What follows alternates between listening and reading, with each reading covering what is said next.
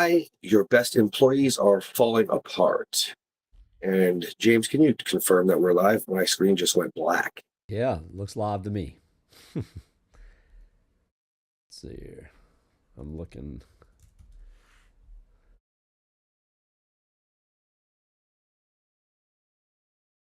Yep. Okay, we back. We're We're back. My back. screen went black. Okay. All right. Why your best employees are falling apart. I wanted welcome to the Human Bleed podcast, by the way. But I wanted to talk about this, James, because on the weekend I was speaking to a man and I was like, man, you have got to stop working on your business and start working. Stop working in your business and start working on your business. Mm, And we had a rather lengthy discussion about the amount of times he's had employees and he thought they were great. You know, he loved the resumes, he loved the interview, right. and it just never works out. And this went on and on for quite some time. It was like excuse after excuse, Mm, and I want to talk about some of the things that he talked about today with you, sure. because I think it's really important to understand your best employees fall apart because you don't ask the right questions, Right. right? So we cover this when we talk about the bleeds, and but let's go case by case, very very specific. Okay, so in this case, he's bringing in people. He's got this business he's had for about 2 decades. I think a little less actually, but he's always back to him doing it on his own. And the reason why I'm working with this man isn't actually for his business. It's because I'm working with his relationship. Right. And so I think that that's the very first thing that we need to discuss when we think about your best employees falling apart. You are your best employee if it's your business. Yes. And if your life is in chaos, then you're not going to make it very far leading employees in your That's right. office. That's You right. know, I know, for example, James, this man, um, the voice note I got from him this morning, this is a personal level thing. Why do I wake up so sad? I see how you, Dennis, James, how you guys are just so happy and joyful and Mm, excited and you follow the program. But like, how did you, Dennis described himself the other day and it really impacted him. He was like, how are you so happy? Because he said, you never really, explain it. And I said, well, I won't talk for Dennis, but I'll speak for me. And I won't talk for James, but I'll speak for me. And I'll tell you what we all did. We all followed the steps in the programs that we teach, yes. right? In other words, if you don't know how, the very first thing you need to do to become your best version is learn and just follow the instructions. Yes. If we think we got bad examples from our parents, poor role models, Hmm. then and that's what we're basing it off of. And now we're internally sad or depressed every day. We're anxious every day. We're insecure every day. We're angry every day. Well, then you need to start doing the things that we wish we would have been taught from somebody else who can teach you, Yeah. right? That's right. That's right. And it's one of those things you can't get what from someone what they don't themselves have. And Hmm. there's so much stuff that you just said, but it's all so true. We could literally we could probably do about 6 or 7 hours on everything you just said. It was like topic after topic. But one of the first things you mentioned is that you've got to be the best employee. If you're a business owner, you're an entrepreneur, whether it's 10 people or 1,000 people or 10,000 people, I heard this when I was a high schooler. Everything rises and falls with leadership. And then sometime in my early mid 20s, I had a mentor that told me that, if you're thinking you're a leader and nobody's following you, you're just a man taking a walk. That's the abbreviated version. And what we've done is we've decided that leadership means role and responsibility and title, but it actually means that we're leading. It's like, are you a singer but you've never sung? Then you're not a singer. Are you a dancer but you've never danced? Then you're not a dancer. You're not a leader if you're not leading, and leaders go where they want others to go. So in that same way, being the best employee, you've got to have not just your stuff together. That's a cop out. Just get your stuff together. No, be authentic, be real, be honest. Stop letting the things of this world and the programming that this world and these cultures that we live in have instilled upon us and handed us when we were young continue to run unchecked. But that's a dangerous game. But see, if we're going to not do the work, then we can't hold anyone else accountable for not having done the work either.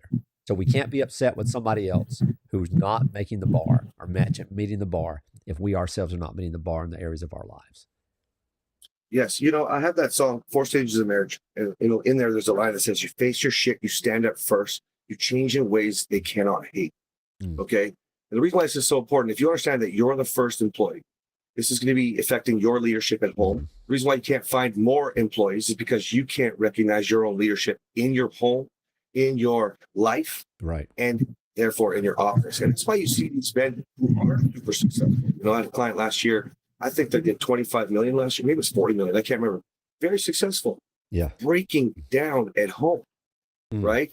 And so this brings me to another example of somebody else I was speaking to this weekend, and they were talking about, not being able to like move their clients forward. I was telling them more about what we do, not clients, sorry, their staff forward. So 4 companies, telling about what we do and how we assess people. And he said, no, we already have life coaches. I said, life coaching is not what you fucking do.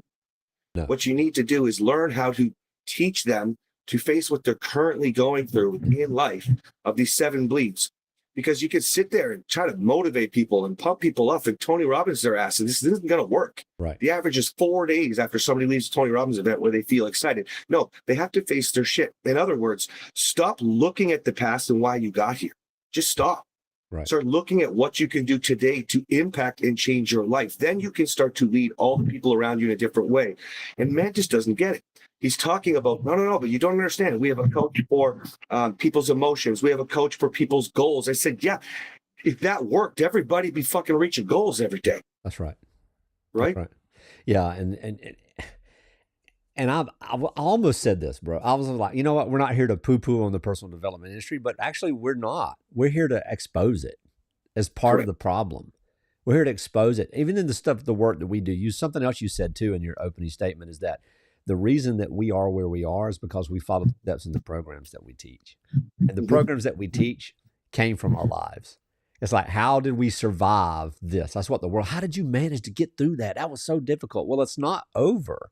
Life doesn't quit just because you get through a hard season. It still runs you over like a tractor, unless you're equipped to show up truthfully in that space and you know how to handle it. And so when we talk about personal development, personal growth, the whole idea of that, the premise from that starts in one place that most people need to understand is negative. And that's that you're a mess. You don't have it together. You have a lot of repair to do. You got a lot of growth to do. And so let us fix you. That's a lie. You don't need fixing. You need freedom. And there's a huge difference. And one of the things we need freedom from is all the noise. And yeah, it sounds really poetic, right? Coming from people who actually make a living selling such things, quote, quote, quote. But we don't. We show. We hold the mirror. We show the path. We say, hey, here, I have an apple mouse right here. Do you want the apple mouse? Then come follow me. I'll hand you the apple mouse. Well, if I said, hey, I have an apple mouse here, and this is a bottle of ink for an ink pen, you're not getting an apple mouse no matter how far you follow me. And this is the problem with the world. People are following leadership gurus, health gurus, all these gurus who really don't even have what they're offering. They're just posturing. They're just offering a lie, and then you're falling into it. So you're trading one mask for another mask for another mask, and you wonder why nothing really works. You can't have a coach for every area of life and think that it works. I mean, brother, you were a coach for years, right? A fitness coach per se, a trainer. And no matter what, people showed up to the gym. If they didn't work out until the day they showed up, you knew. You couldn't follow them around and push them down on the ground and make them do push-ups. You couldn't walk around and slap the sandwich out of their hand or the donut out of their hand. No, man.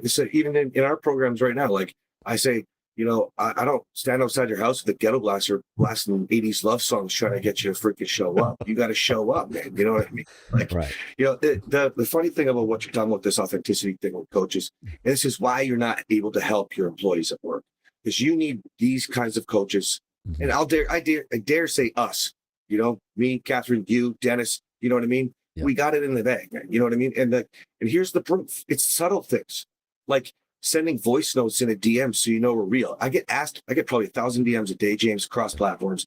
And I get asked, is this AI? Well, of course there's automations. I can't address 35,000 comments a day. Right. But I like to get in there when you actually tell me something and I can try to move you. Right. And it's the same thing if we work in an office. If I'm talking to this guy and you can't get somebody going, the authenticity is there because we've lived it, because we like to show, like you're talking about, James. Yes. In our actions. When I'm having this voice note go to this client this morning, and he's talking about how do you wake up just happy? Yeah.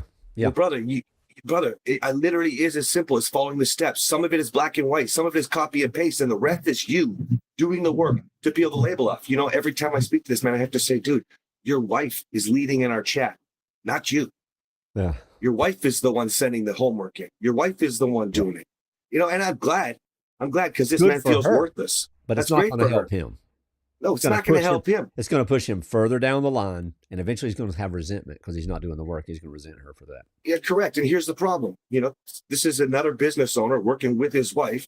Now you could think about the conflict they have at home. Now you got to think about them running their business in relationship together. Yeah. Right. And he's sitting there saying, well, how, brother, you're not even doing the work first. Right. Like, you talk about leadership, man. Could you at least set your alarm 5 minutes before she sends her voice note in? You know what I'm saying? That's right. Yeah. Show up. It's really, yes, show up. Yeah. That's the problem. And you know what's really funny about that? And I mean, we can assume a lot, but when you have the thousands of people that we've worked with over the last few years, we have a baseline. So our statistics, while anecdotal, are pretty solid. Most of the times people like that get into these programs because they have an invisible contract that they want. They want something else out of this project or out of this program or out of this coaching for someone else to change so that they get something from them. So if it's men, it's usually the bedroom. If it's women, it's usually peace and quiet, or whatever. They want some transformative thing for someone else. And so they'll come as last to the bell. They'll get to the bell and they'll show up right at the same time or a little bit behind someone else, as long as they see the progress for getting what they want, when they need to be focusing on who they are. And that's the same thing that works in business. I mean, there's a man told me a long time ago. He said, the Southeast where I live in Georgia, near Savannah, there's a lot of small businesses. And he says a lot of people in volunteer organizations and nonprofit organizations, they come in and they've got a lot of business acumen and they've got a lot of things because they built a business of 200 people over the last 30 years and it makes a good living for folks. But they treat their employees like they're half slaves. And then they come into a nonprofit organization with volunteers and they want these volunteers to work for nothing with the same mindset, with the same expectation, with the same attitude. But yet when you're confronted with it, they never want to say, hey, they don't look in the mirror and say, well, I need to evaluate why I always have these problems with my people. And it's probably me. If you're an employer and you've got a bad turnover rate, quit blaming the economy, quit blaming the millennials, quit blaming Gen X, and quit blaming, well, don't blame us. We got it all together. We're perfect. But, quit blaming and look in the mirror and take responsibility. And that's what we're talking about here.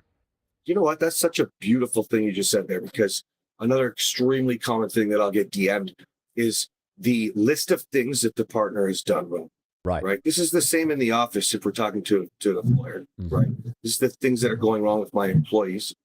Yeah. And it's never, actually, let me prefix, it's almost always followed with, I've tried everything. I've tried. And, we say this all the time. We must be famous for it by now, but like, how is that fucking possible? If we're still building and creating 4 brilliant minds over at our company, if I can say so myself, and we're building and creating and offering new systems and tools, filling in the gaps between what's out there already. We're continually educating ourselves, whether certifications, Catherine's got a new master's, we're still constantly talking about our breakthroughs and changing a relationship. We're applying this in our business and seeing the same thing. Then it's not, you've tried everything. It should always be, what could I do different? That's right. Like, I mean, if we think about the bleeds just for a second, we think about some of the issues that we're having with people in the office. The first bleed is the foundation, in my opinion. If your relationship with yourself, your relationship with therefore your relationship is affected at home. If you don't address these issues, if you're struggling, if you're sexless, if you are disconnected, if you have betrayal, if you have all of these different things going on, you're fucked. You're in a fog. That's one of the reasons why you can't find good employees. That's right. It's one of the reasons. It's why you can't see clearly. And it's easier to blame your staff because the fight does start not at home, but at the office when you bring that stress home, because we already know you're coming home and talking about your day and it's the same fucking day on repeat. Groundhog Day, man. It is. You know what I mean? Yeah. And it's the same for everybody. And what do we teach in the reset? That's boring. You're never going to live a long connected life talking about bullshit like work. That's right. It's just not fun. No. Even if you're an entrepreneur, we can do it together. We love it as entrepreneurs, but most spouses, even if you are both entrepreneurs, need to find a way to connect over something. What is your spouse's favorite color? Right. What's the dream car they wish they could have? Yeah. You know what I mean? What kind of music taste has changed? I'll give you an example. I hated country my whole life, and actually kind of likes. I go to the spa or whatever with Catherine, and they got country always playing down here in Texas. I'm like, oh, it's actually pretty good. Yeah. Well, I'm 45 now, and something changed since I moved to Texas with music. You know what I'm saying? Even some people think my songs are country. I don't know how that's possible, but anyway, like, so starting with Bleed One, you start to realize that your best employees are failing because they're struggling. They don't have the skills in their relationship. Yes. It's just 100% true. Yeah. And then you take it to hormones for Bleed Two. Yeah. Oh my gosh, it's such an underrated topic of real conversation and truth with facts. It becomes an excuse to blame for Bleed number one. Yes. And as before we went live, I don't know if you said this live or not, but before we went live, you said something about how a lot of people, your best employee falls apart, right? It's falling apart. People don't ask the right questions, and that's really true in everything. The curiosity idea, and people think curiosity is just let me just be curious, let me ask questions, but it's an intention. It's I really want to know. When you see your best guy falling apart, and you're talking about the human bleeds here, every one of those there's something going on in all of them because they all cause and affect everything. It's just like when I'm not well in my mind, I don't feel good in my body. I don't feel good in my body. I'm not well in my mind. And then what happens? My finances start flipping. My relationships start dripping and everything falls apart. The high performer that a lot of people are looking for is probably an underperformer right now. And if it is a high performer that's now all of a sudden dropping, something's going on, he bleeds out. He's bleeding out in all these areas of life. And what do most people do, Cass? They write the man up. They write him up. It's a performance review. It's we got to do it. 79% of employees say that their personal life has impacted their work. But 11% of people who are in management and supervisory roles have correctly identified the cause. And that's a 2-year survey done for the entire country over certain segments. So that is probably greater in certain areas. That's an average over all things. Think about if we talk about Bleed 3 and parenting. Right. Every single one of us, 100% of us, have had relationship issues, workplace issues, and then our children suffer from it. Mm-hmm. I mean, let's get real. Yes. Okay? You'll hear Catherine go online going, I yelled at my kids last night. I feel terrible about it. Yeah. You know what I mean? When she says that, moms cheer. And they're like, oh my gosh. But here's where that's not being discussed. Right. In fact, it's causing more of a disconnect between the parents, especially because we know that when there's disconnect between fathers and children, then mothers disconnect or wives disconnect from their husband. That's right.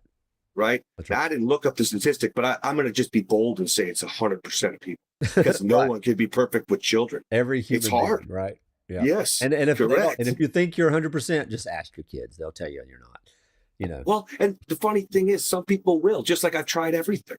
The amount of DMs I got, and I tried everything. I want to kick back to this for a second. And they're listing off the different forms of abuse that they've got. And almost no one says sexual. I know that's out there. Don't get me wrong. But when you're dealing with millions of people, right, following and not millions DMing, but you know what I mean? And they list it off and they're like, I tried everything. I'm leaving. Yeah. Right? What the fuck, man? Did you not hear my content? Did you not hear my story and how much further it went with Catherine and that she was the catalyst that changed? Why do you think we could thrive with business? Yeah. Right? When we pivoted and lost everything with the gym. That's right. Because we built the foundation with the actual tools. We took responsibility. We didn't try it. That's right. You know what I mean? And so now we do this in every area of our life.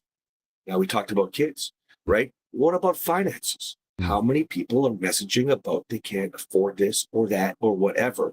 Right. And you're too fucking lazy to look up and see that we got a book out. Yeah. Holy shit. Yeah. Like, you see, you didn't try everything because you didn't even know there was a $30 book for people who couldn't afford a course. That's right. How ignorant you must sound. You see, if you could start taking responsibility for these bleeds, which is really your bleeds, all of our bleeds until we take responsibility. We're bleeding out. We're leaking out. And we're part of the problem. And if we don't see ourselves as part of the problem, we can never be the person to be a catalyst for the solution. We can't make the right choice because even if, let's just say, we've had people that have retained our services before, Cass, and they come in, I want to get this done. I want to get that done. I want to help this. This is my goal. This is what I want. And, their whole mindset, their whole intention, every piece of their energy is that they're going to fix the problems in everybody else's lives. But they never, ever make it applicable to them. That's why with the Human Bleed Project and what we do with our companies is we start with the top. We start with the top, because if you can't say, hey, this is something that's going on in my life, then you're saying I'm not a human being. And if you're not a human being, you can't relate to other people. And that happens a lot of times. So why are your numbers down? What's going on with you? Everything all right? That's about as much care as most people do. Or they create this little sandwich thing. You've done this. I mean, we've seen it. I've done it. You've done it. I got a positive I need to tell you. You know, Cass, I really have appreciated your energy lately, but your numbers suck and you're probably going to get fired. But you know what? You're such a nice guy. Let's give you, that doesn't work. It's the wrong question. It's the wrong question. 2 out of 3 times, performance management of destabilized employees accelerates their exit. It doesn't produce transformation. Because the man, the woman, the person doesn't know what to do because they don't even know that they're bleeding. They don't even know the problem. If you ask somebody, we have a question we ask, you and I and Catherine and everybody, we impose this question a lot sometimes in our group calls. We'll say, if you had a magic wand and you could wave it and you does one thing, it could change one thing in your life to make your life better. It can really hit to the root, right? We can say that too. We can change one thing in your business. Most people will point it at somebody else. Most people will point it at an excuse. Most people will point it at something that they think, because they've never taken the time to ask the right questions. Well, actually, and they'll also answer it wrong if they think they're answering it right. They will. What do they say? That's right. They'll use a negative to guide them. And by the way, this is why life coaching, I'm going to prove that life coaching, typical goal setting doesn't work the same way. No. Okay. So so we can wave a magic wand. Somebody says they're glad they found us because they want to save their marriage. And I know she's an entrepreneur too. So let's look at this like this. If we wave that magic wand and you're like, well, I just like to, let's use home first. I would just like to make sure there's peace, that I wouldn't have to be afraid of, my husband's reactions or whatever. That's not waving a magic wand. Man, that's not getting 3 wishes out of a genie. That's what a waste. What a waste of a wish, because you're asking for baseline normal. Let's do this in the corporate. Well, I'd like to make sure we have the budget and we don't have to stress about money anymore. Why are you looking for normal shit to replace your damage, your hole, the right. Bullshit? Like, why? That's not a magic wand. You're wasting the genie lamp. Yeah. You know what I'm saying? Like, then this is why you don't do traditional goal setting. It's like when somebody says, but like the guy that messaged me, how do you wake up happy every day? How did you let go of anger? How are you not depressed all the time? I had a woman DM me this weekend. How did your wife stay with you even after you raped her? Right? This doesn't sound normal. And it was a valid question. But you see, what you're looking for is baseline normal to get you where you want to go, because you're looking at traditional ways instead of understanding that you're not asking the right questions that James is talking about here. Right. You're not diving deeper into these bleeds. I mean, if you started tying into the sleep and the nervous system dysregulation, I mean, for crying out loud, people get even stuck so much on their cold plunge, for example, and trying to sleep more.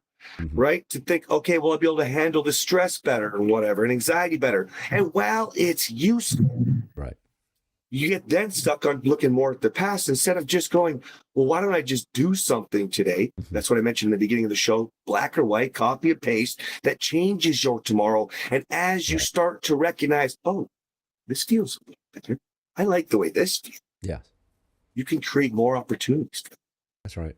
And that's when you start to see that everything rise, all your relationships, including the bottom line, emotionally at home and financially in the office. That's right. And actual true joy and passion, excitement, zest for life. That's why we say build and create in the real world. Look around. The world's going to shit. It ain't just the economy. It ain't just your marriage. Yeah. By the way, stop thinking you're the only one going through it. Otherwise, why would it be so viral? Yeah. Everybody's going through it. Right. Everybody's bleeding. The world. Yeah. The world is going to shit. That's right. And we think about goals, and it's okay to have goals. And the way I teach this, Cass, is I look at this, the heading. Where are you going? What's the ultimate end? And a lot of people say, well, I want this. Like you said, peace. I want happiness. I want my kids to be X or whatever. Those are goals that are rest stops along the way.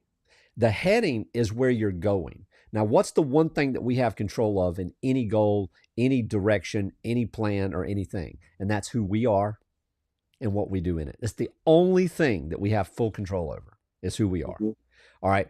And if the heading is not for me to be authentically me and drive and with my core values and my core identity, well, I've got a little visitor here. Sorry. Oh, I've never seen that one. Yeah, he hides a lot. But if I'm not looking to be my true self and my real self, then I'm performing, and that performance is always going to run after a goal that actually meets another expectation in another area of life that's not really the focus, or shouldn't be the focus. But if my heading is to be authentically me, then everything else I want to accomplish is just a rest stop along the way.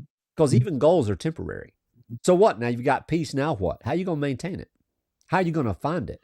How am I happy? It's 1,123 days today with no anxiety. None whatsoever. Now, my body was telling on me last weekend. I had some stressful things going on, and I'm like, what is going on? My legs hurt. My eyes feel like they're about, I didn't even have a headache. My eyes just felt like they were about to bust out like a cartoon. That kind of stuff.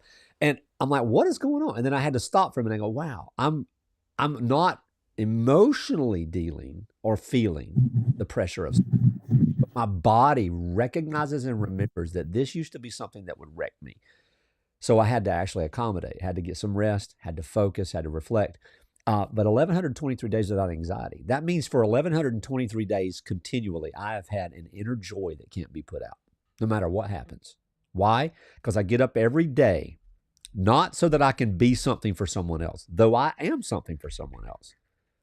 Every day. I have children, I have relationships, I have responsibilities, but I get up every day and I put my feet on the floor of my bedroom because I can't wait to see what this day is going to be for me. Is it going to be a headache, or is it going to be an amazing day in the sense of all things are going to go well? Or is it going to be, I'm going to have a stomach ache, or am I going to enjoy company with a good friend? Either way, it's the best day of my life. Why? Because the joy comes from who I am, not from what I accomplish. And so therefore, I can accomplish everything I want to accomplish because I'm not running after it to find out my worth. And let's hit this home with a little more truth. Okay. It was a tough week for you. Yeah. Right. Yeah. If you hadn't done the work that we are describing, then we would have been lost. Right. Yes. I mean, you had a tough week. We had to move some meetings. We had to change some things around. We didn't. Also, this is on me too, because I was releasing all those songs last week, but we didn't get to go live at all last week. No, not one day. Not even the talk show regularly, Morrow Marriage with Catherine. Right. And so the importance of understanding this is that we can get right back on the saddle and start riding way past I'll just use the peace example because it's just complete joy. The peace is obviously there, meaning if we're talking about this in business now, nobody lost anything here. We picked up the slack. That's right. We covered each other. We balanced things out, and business keeps going. 2,000 followers a day, getting on the phone with appointments, people wanting to change their life over and over again, even though shit gets hard. Yes. It's so important to understand this stuff. Speaking of that, we were just talking about sleep, and we were on that bleed.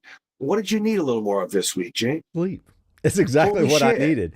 Holy shit. Isn't that crazy? And I slept like 22 hours when combined. I got up a couple of times because I have things to do, get the kid to school, come back home, went to sleep, woke up, went to get the kid, came back home, took a nap, got everybody to bed, slept all night, slept through the next morning. Sometimes your body's like, got to have it. That's what I needed.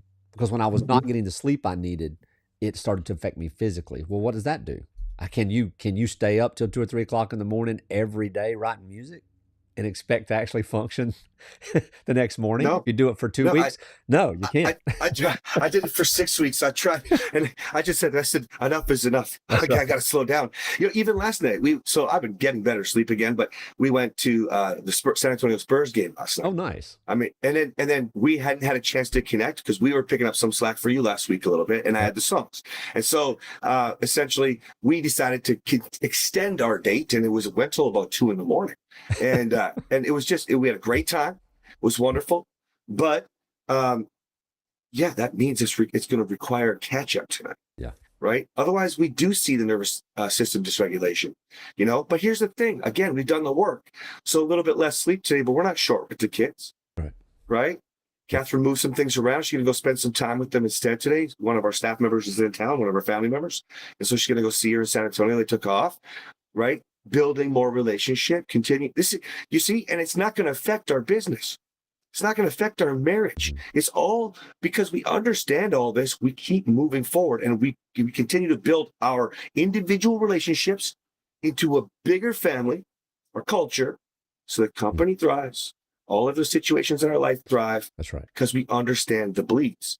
You know, if we take it over to grief and loss for a second, I mean, Tammy's talking about here that, you know, she had to leave. She had to go because toxicity of drugs, porn, adultery, on and off for 36 out of 43 years. You're going to be grieving something now. If you work, you're fucked. You know what I mean? You're going through that. That's stacking onto the divorce stuff. That's stacking on your sleep deprivation, your coping and numbing behaviors. Yes. Right? And by the way, that's because you chose to be a victim.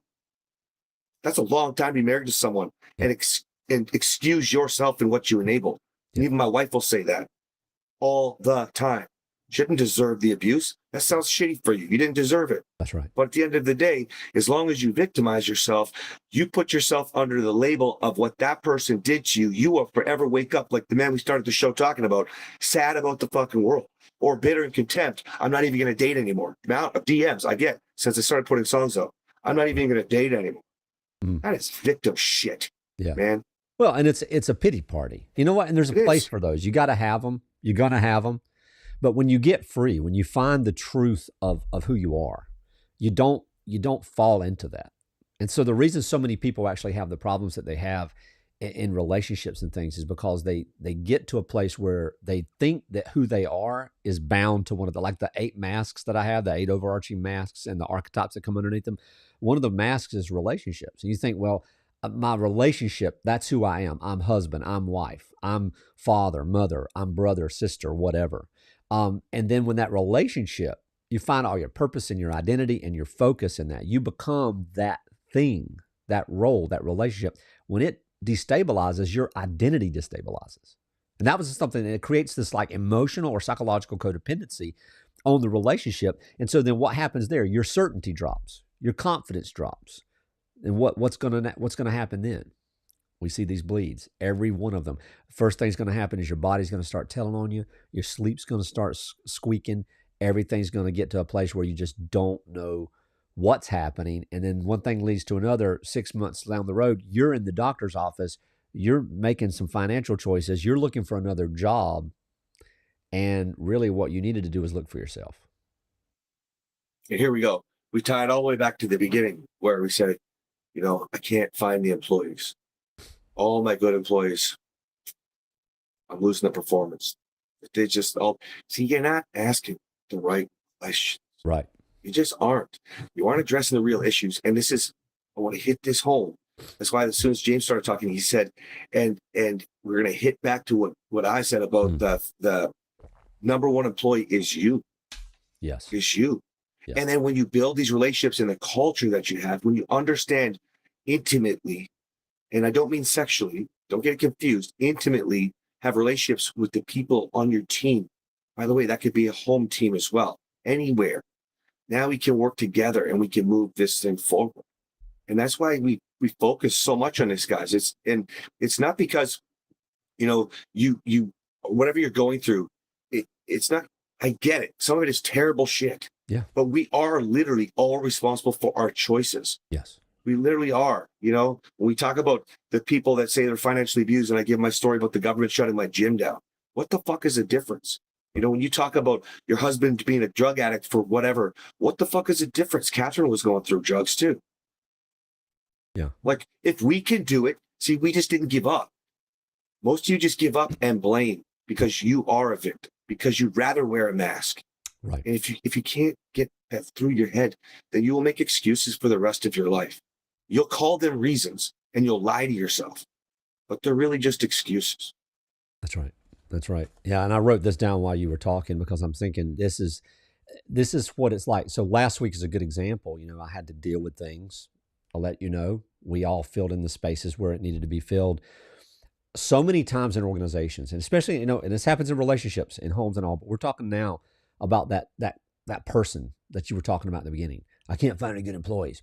I just got to find that star. I got to find a good employees. No, everybody you talk to is a good employee. Everybody you talk to is a good employee. They're just not performing as one. They're not acting as one. And here's the thing. Most people say, well, this guy's falling down. I got to find the star. And then you find a star. But the problem is the star's brightness is only because they're burning a little bit brighter because they're running from something over here. And they're trying to cover up and cope and adapt. And say, oh, this new thing is going to make me. And that's why it fades. And 50% to 200% is the cost of the salary of a management position of someone who's been in the company a year to 10 years. And we sit here and we see this over and over and over again. The bottom line is that we need to stop trying to find the stars, and we need to find out why the stars are not burning. And oh gosh, think about that. Just say that one more time. We need to stop trying to find the stars, and we need to ask why the stars are not burning. And do this at home too. Yes. For fuck's sakes. Catherine, at the last event, Catherine pointed out and said, you married a good man, right? You married a good woman, right? Anybody here, she got everybody to it. Anybody here been an asshole if you're a man, a cunt if you're a woman? And everybody's putting their hands up and blah, blah, blah, blah, blah. Your spouse was the star for you. Yes. The spouse was there to fix you, make you whole. And you didn't have a problem being yourself, but you were both wearing masks. Yes. You were both dimming a little bit as real life sets in. Yes.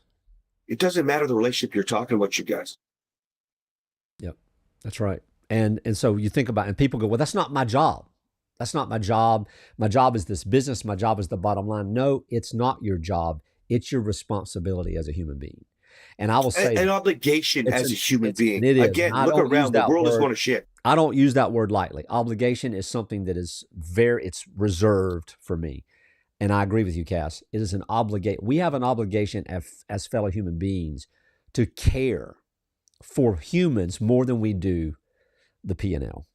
And if we do that, what we'll see and what we're discovering, and this is what we're trying to tell everybody, is that we can fix the issue by helping you see the truth and then provide the architecture underneath to develop what is actually necessary for this. You can't quick fix it. You can't put in some type of program. You can't do, it's got to be an infrastructure change. It's got to be a DNA transformation, and it's got to be at the architectural level. It's got to be a structural issue.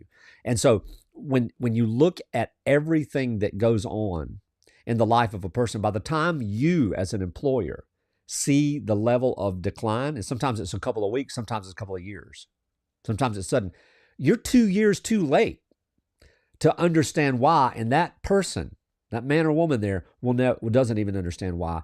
And that's what we provide, a very grounded sense of clarity and understanding, and then the tools and the resources to actually transform this from the ground up. Imagine what it looks like there. I mean, what does joy look like? See, joy is not a vibe. And I'll say this and I'll get off my little preaching stand here. Joy is not a vibe. It's a state. And it's a state of performance. So a grounded human being is fundamentally different in the way they operate their life than a destabilized one. And so the bottom line knows the difference between these two people. And the bottom line knows the difference before the spreadsheet ever will. And so when we look at joy, when we look at the 7 bleeds that Cass and I have identified and what we operate through as a filter, as an explanatory or diagnostic filter, they're the same 7 places that build margin when the human is whole. So it's not just these are bleeds. When the bleeds stop, they're blooms. I love that. It reminds me of something I teach the guys all the time.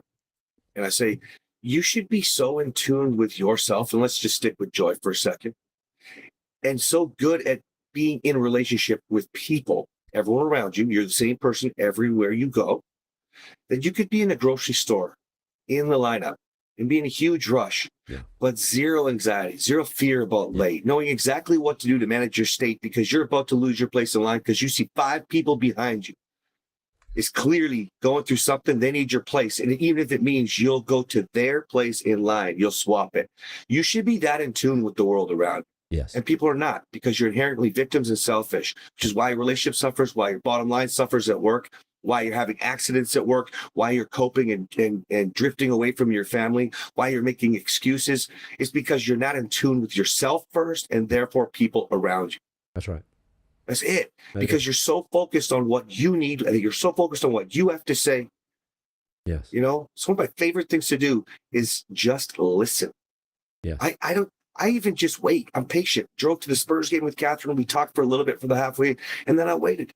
I wanted to hear what Catherine had to say. Yeah, there you go. What was on her mind? A couple of times, what you thinking about, babe? Like, and then we played a game. What you thinking about?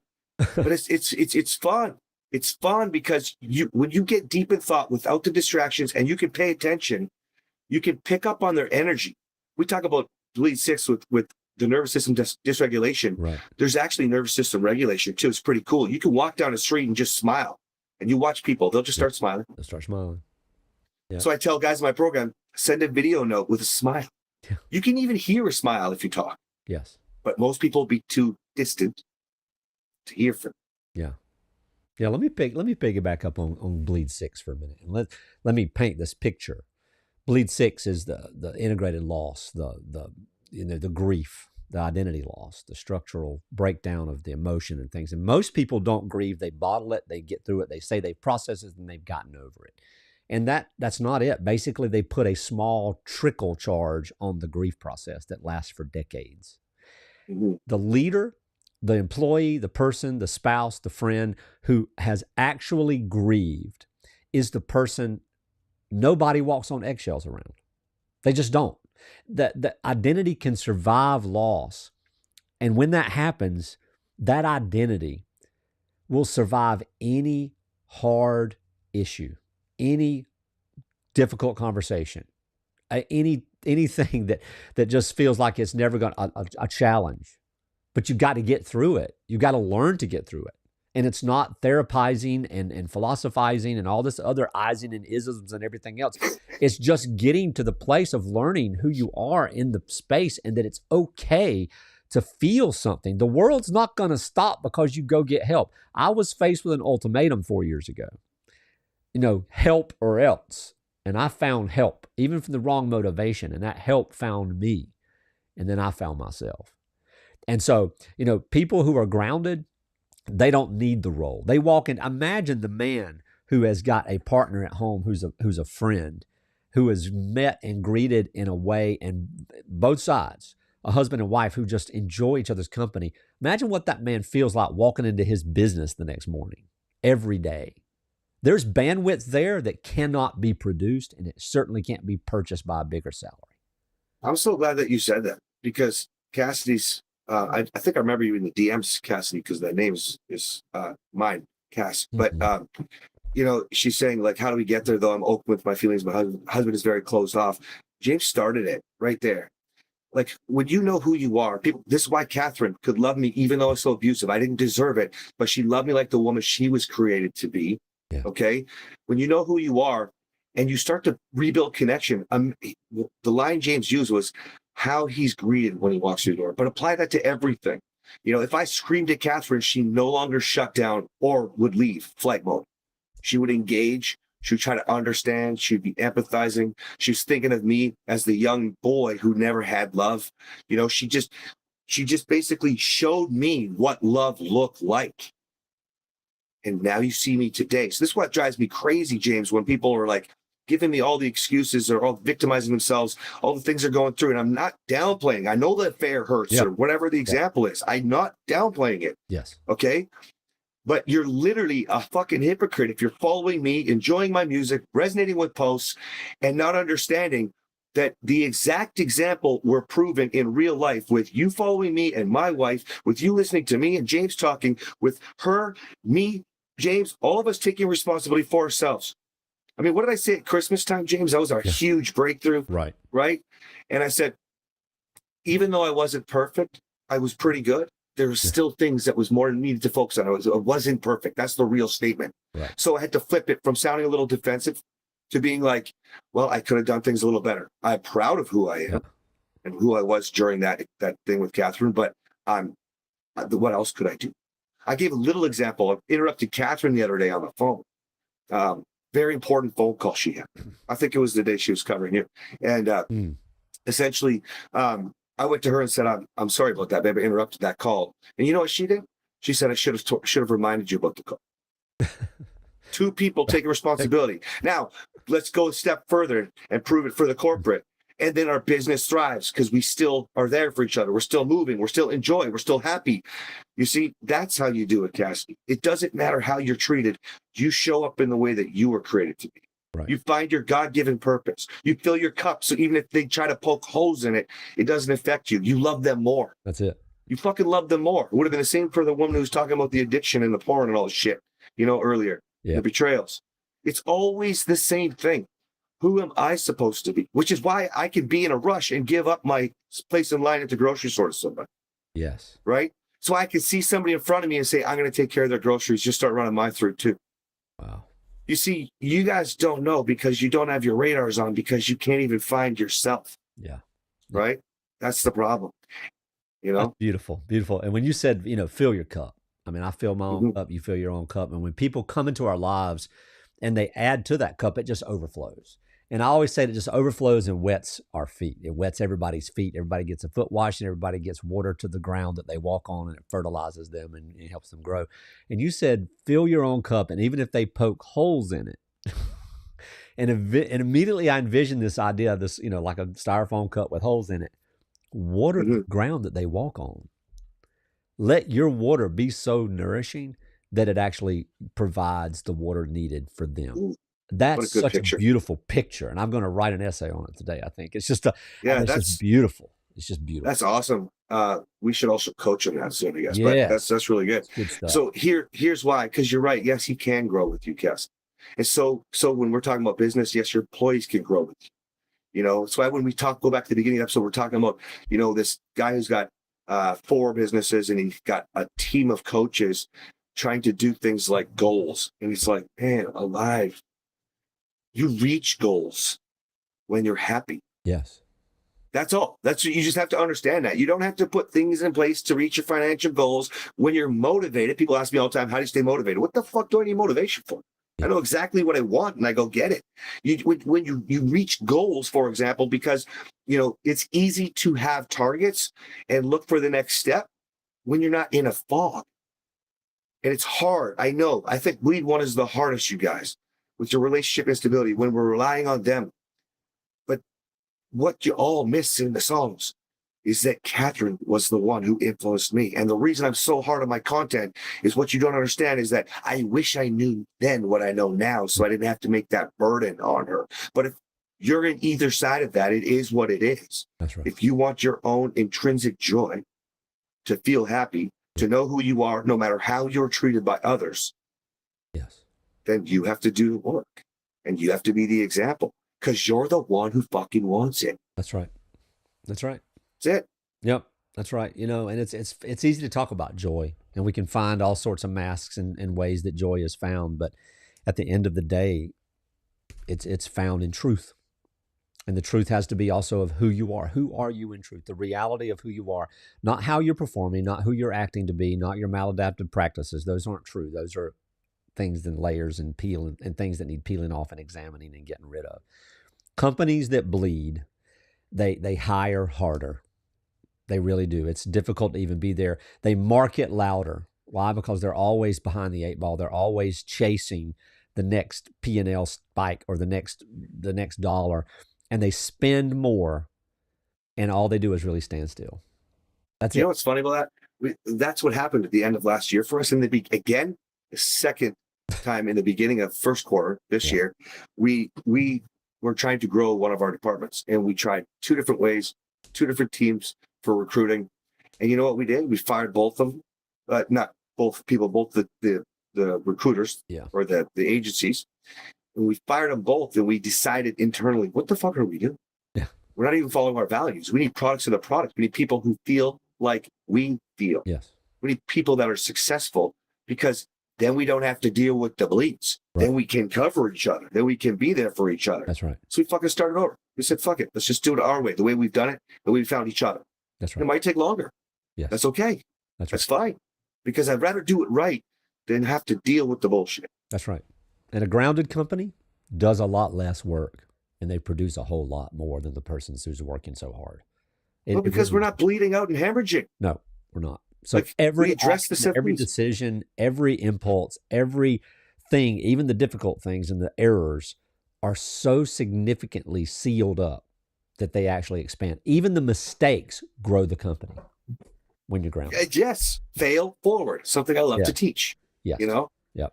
All right, guys. If you are looking for more, I dropped a link, morrowmarriage.com/resources. It's a good place to start. You can go to the the autonomycommission.com. That's right.